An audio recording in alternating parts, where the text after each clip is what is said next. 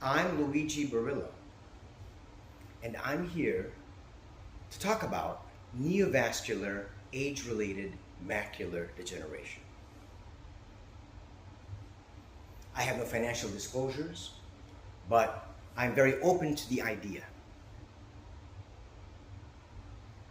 Now, in our brief talk on neovascular age-related macular degeneration, or wet AMD, we are going to go over the ramifications of this condition, discuss the important role of the optometrist, see how this impacts the lives of our patients, and then we'll go over the different treatments, including injections, gene therapy. We'll also go into a deep dive on the pathophysiology of this condition. What is wet AMD? Well, the hallmark of wet AMD is the presence of choroidal neovascularization. These are abnormal blood vessels, and their growth is driven by vascular endothelial growth factor, or VEGF. When these vessels leak and bleed, there is loss of central vision. It is the leading cause of decreased vision in the elderly, and the prevalence is increasing. Now for that deep dive. So on the left over here is healthy retina, much like yours.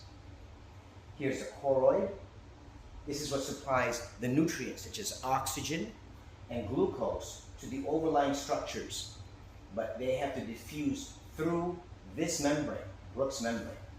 And then the oxygen and nutrients get to the retinal pigment epithelial cells and the photoreceptors, the outer retina. Now, wet AMD is a disease of senescence. As we grow up, Brooks membrane becomes thickened and brittle. The RPE cells are also less efficient in processing the outer photoreceptor segments. The end result is you have the accumulation of drusen in this imperfect process. Now, the drusen together with a thickened Brooks membrane presents an even greater diffusion barrier to the nutrients from the choroid. And so the diseased RPE cells and photoreceptors produce vascular endothelial growth factor. And this is what sparks the growth of abnormal blood vessels from the choroid just sprouting through a brittle Brooks membrane. And this is what leads to leaking and bleeding that disrupts the normal retinal architecture and leads to visual loss. This is the pathophysiology of wet AMD. The first signs are distortions and perhaps loss of vision. This loss of central vision certainly affects driving and reading. This loss of central vision can also lead to a rapid loss of independence. The inability to balance a checkbook can lead to financial strain. Wet AMD is very isolating, and these patients are at risk for depression. There's this pervasive fear of going blind, and the treatment is a burden because it requires ongoing, repeated injections into the eye. Part of the answer is empathy. With empathy, we can best educate our patients. We should acknowledge the burden, the emotional, physical, fiscal burden that this condition presents. And what's fantastic, and this is supported by the literature, is that empathy improves adherence to medical treatments. Optometrists are on the front line, and often the first to see patients afflicted with this condition. Timely referral is key, as this can arrest disease progression.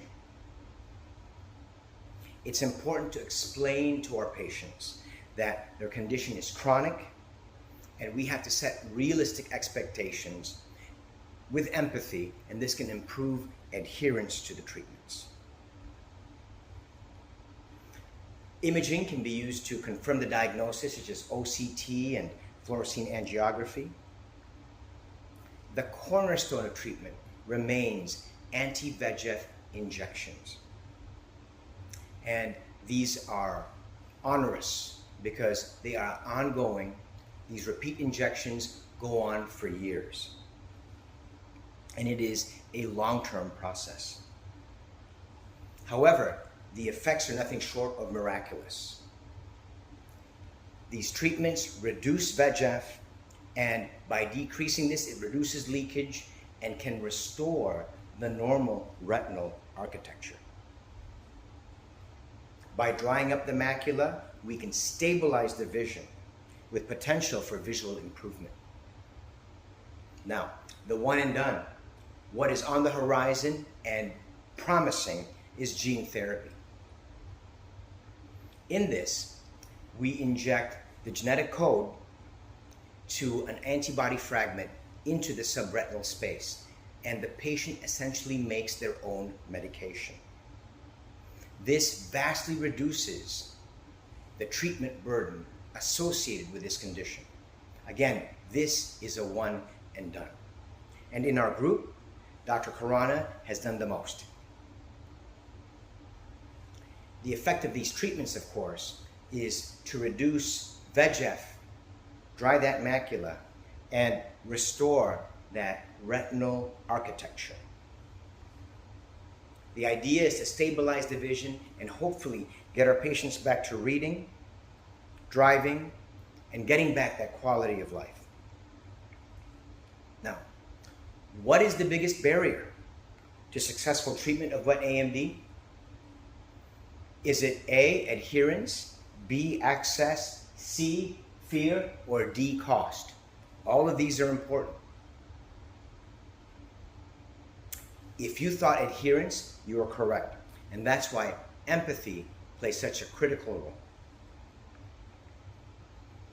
In summary, wet AMD is a huge problem. Optometrists are on the front line and usually the first to see patients with this condition. Empathy is key, not just in educating patients, but also in improving adherence to the treatment regimen of ongoing injections. Thankfully, gene therapy, the one and done, is on the horizon. And the idea behind these treatments, of course, is to dry the macula, restore the normal retinal architecture, stabilize the vision, and get our patients back to living life to the fullest.